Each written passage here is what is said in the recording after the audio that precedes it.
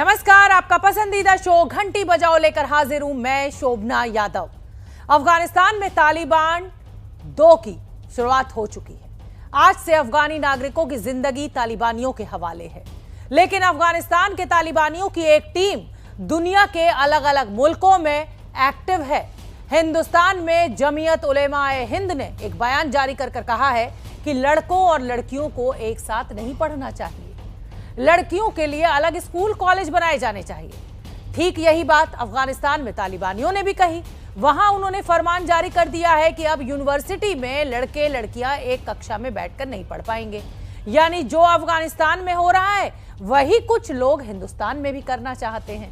ऐसी तालिबानी सोच रखने वालों की घंटी बजाना बेहद जरूरी है। तो फोन उठाइए, घंटी बजाइए। नंबर है 8422840000।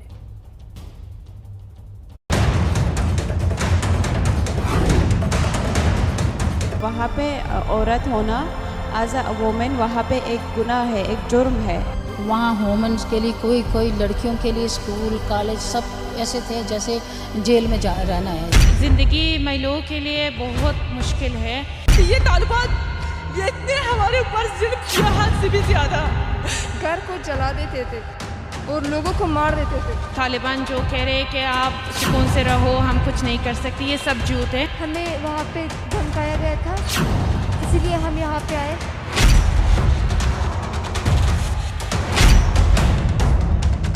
मैं इंडिया में भारत में देखती हूँ पुलिस आर्मी में जो महिलाओं है, वुमेन्स है, बहुत प्राउड करते हैं। मैं उनको देख के मुझे रोना आता है कि हम भी एक दिन ऐसे ही थे हमारे कंट्री में।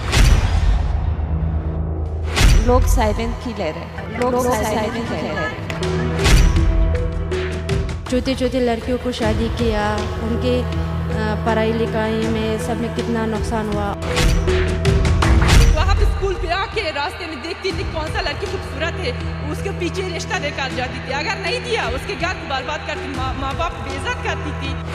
पापा अफगानिस्तान में। अच्छा, हाँ, इसलिए थोड़ा दुख होता है। दुआ करते क्या वापस आ जाए। भारत सरकार से रिक्वेस्ट है कि कम से कम जिनका फैमिली वहाँ पे फंसे हुए हैं उनका तो कुछ करे, एयरलिफ्ट हो जाए। तो जिस अफगानिस्तान ने अभी दुनिया के साथ आगे बढ़ना शुरू ही किया था, उसे एक बार फिर 20 साल पुराने दौर में धकेल दिया गया। जिस अफगानिस्तान में महिलाओं ने घर से बाहर निकलकर पुरुषों के साथ कदम मिलाना शुरू ही किया था, वहां एक बार फिर बुर्के की वापसी हो चुकी। जहां स्कूलों के दरवाजे लड़कों के साथ लड़कियों के लिए भी खुल चुके थे, वहां फिर से लड़कियों की तालीम पर ताला लगने जा रहा है, क्योंकि अफगानिस्तान में तालिबान राज लौट आया है। तालिबान की कट्टर सोच को दुनिया जानती है, उसके असली चेहरे को पहचानती है। महिलाओं पर तालिबान किस तरह के जुल्म करता रहा है, ये सबने देखा है। इसीलिए तालिबान से न तो दुनिया को उम्मीद है, न अफगानिस्तान के लोगों को। लेकिन अफसोस तो तब होता है जब सभ्य समाज में रहने वाले भी उसी तालिबानी सोच की नुमाइश करते हैं। ये है मौलाना अरशद मदनी। कहने को ये उस जमीयत उलेमाए हिंद के अध्यक्ष हैं जिसे इस्लाम को जानने और समझने वालों की संस्था कहा जाता है, लेकिन इनकी सोच और बयान तालिबानी जाहिलों से कम नहीं है। इसीलिए अफगानिस्तान से इतनी दूर बैठकर भी वो वैसे ही फरमान सुना रहे हैं जैसे तालिबान अफगानिस्तान में। इनका ताजा बयान लड़कियों की पढ़ाई को लेकर है।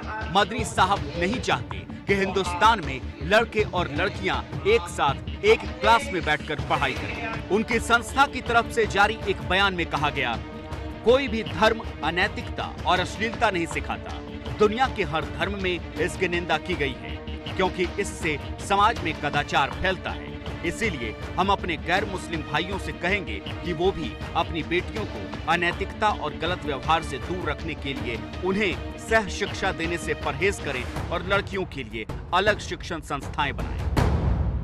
मौलाना अरशद मदनी ने जिस प्रकार ये बयान दे करके कि गैर मुसलमानों को सह शिक्षा वाले स्कूलों में अपनी बेटियों को नहीं पढ़ाना चाहिए, एक बार पुनः अपनी जिहादी और इस्लामिक कट्टरपंथी सोच और तालिबानी मानसिकता को उजागर कर दिया है।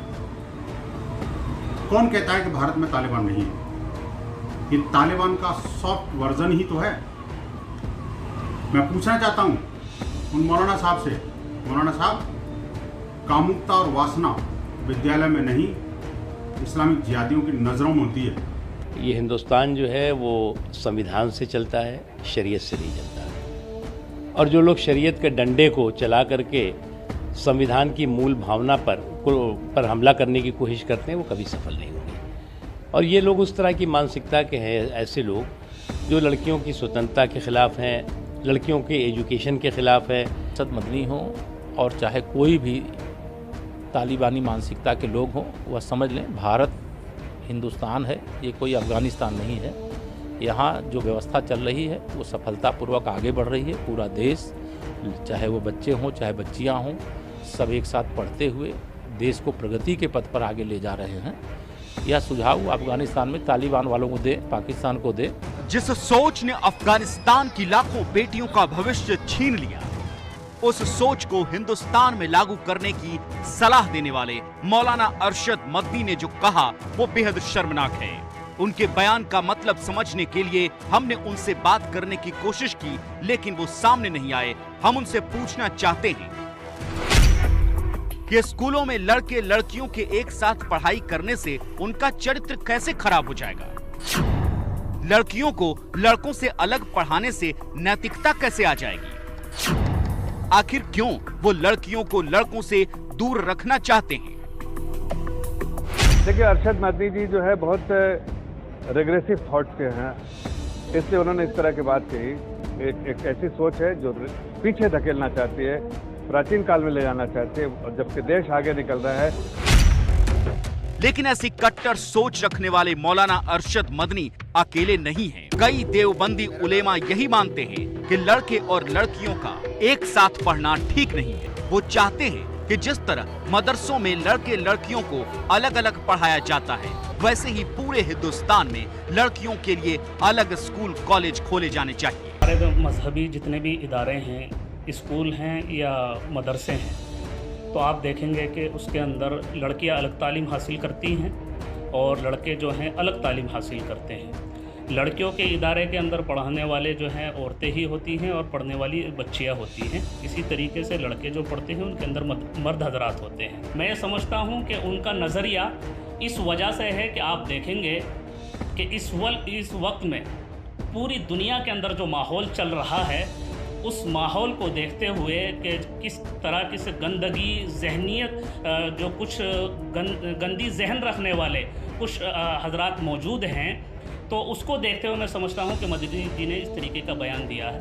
किसी भी चीज़ के सिलसिले की जो टर्म एंड कंडीशन होती है, जो रूल एंड रेगुलेशन होते हैं, वो जिसने उसको मैन्युफैक्चर किया है, जिसने उसको बनाया, वो तय करता है कोई भी चीज़ हो। इसी तरह अल्लाह ने हमें बनाया है, तो लड़कियों का और लड़कों का एक साथ पढ़ना, को एजुकेशन जिसे कहते हैं, उसको हम इसलिए नाजायज़ कहते हैं क्योंकि हमारी शरीयत जो है, हमारा जो मैन्युफैक्चरर है, हमारा जो बनाने वाला है, वो मना करता है कि लड़के और लड़कियां एक साथ पढ़ेंगी तो इसका फ़ायदा कम है, इसका नुकसान ज़्यादा है, इसलिए हम इसको नाजायज़ कहते हैं। देखिए, हज़रत मौलाना अरशद मदनी साहब मुल्क की एक बहुत अहम और ज़िम्मेदार शख्सियत हैं, और मुझे लगता है कि जो बात उन्होंने कही है वो बहुत संजीदगी के साथ कही है।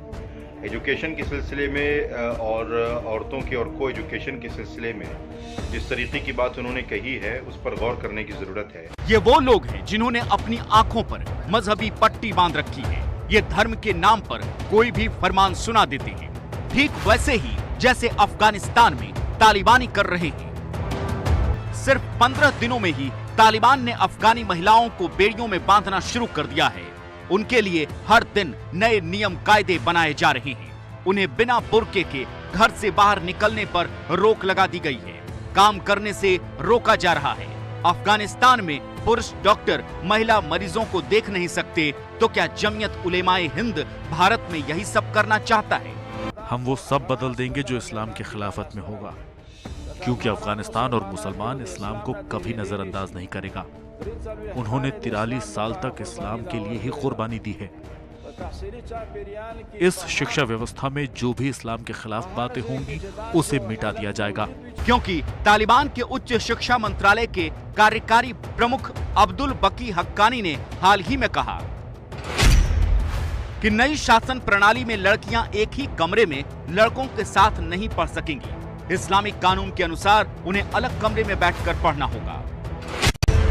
ठीक यही बात मौलाना अरशद मदनी ने भी कही। हालांकि अच्छी बात यह है कि उनकी इस राय से पूरा मुस्लिम समाज इत्तेफाक नहीं रखता। मौलाना अरशद मदनी साहब के उस बयान से मैं हरगिज़ इत्तेफाक नहीं करता हूँ। इससे किसी भी मसले का हल मुमकिन नहीं है। इनका सिर्फ और सिर्फ एक ही हल है कि हर माँ बाप को अपने बच्चों को इब्तदा से नैतिक शिक्षा देनी चाहिए, उन्हें जिनसी तालीम भी देना चाहिए और उन्हें ये बताना चाहिए कि अवैध यौन संबंध के क्या बुरे नतायज हो सकते हैं। ये देश धार्मिक नेताओं के विचारों से नहीं चलता है, ये सेकुलर देश है और संविधान के मुताबिक चलता है और संविधान को एजुकेशन की इजाजत देता है। यही फर्क है हिंदुस्तान में और अफगानिस्तान में।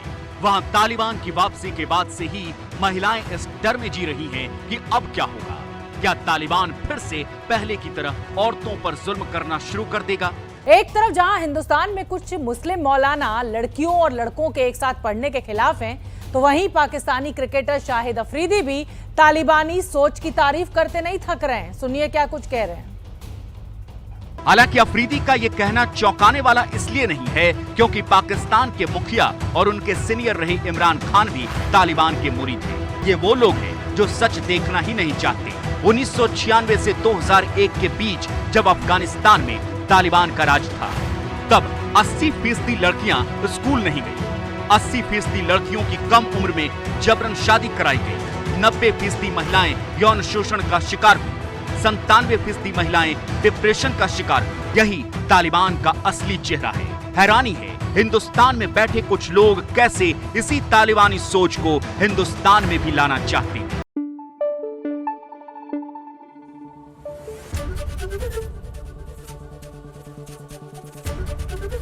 ABP न्यूज आपको रखे आगे।